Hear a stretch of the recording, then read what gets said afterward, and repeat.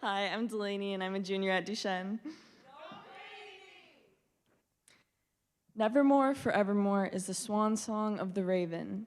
When I was little, I wanted to speak bird, to feel bird, to be a bird. At the decisive age of first grade, my sights were set on being an ornithologist. Before I could pretend to whistle, I became the cardinal's companion.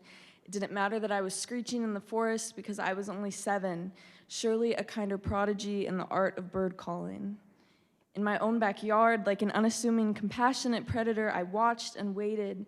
A handful of seed and a mouthful of silence inched me closer to the food pantry for my winged friends. I reached out and touched the tail feathers of the house finch for a fragment of a second, just enough to convince myself of my undeniable connection to feathered creatures.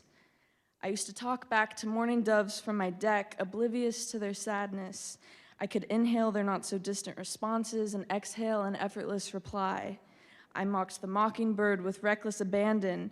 If he were to retweet what I said, my career as a bird impersonator could be over. I can hear the unbothered vultures laughing from decaying trees at my failed cawing attempts. They glide in a spherical sky pattern, taunting my demise.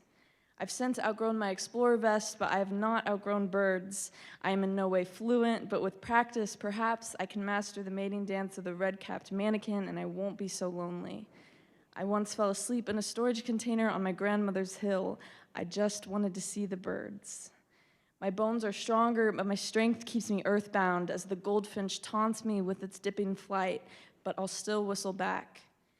The heater is at 68 as the Canadian geese leave. I still wonder how a goose could have a better sense of direction than I. And as the sandhill cranes land from their long journey, perhaps the sun makes them sad like it does me. Maybe they long for the home they left behind. I'll leave for the fall and come home when it's frozen, like the robin I saved in my backyard. The robins know when the seasons change, but even birds make mistakes. The frozen robin couldn't speak, so I spoke for it. Listen, and you'll hear him when it rains. Birds are my calendar. When the junco graces the ground, the snow is soon. When the robin comes home, spring is near.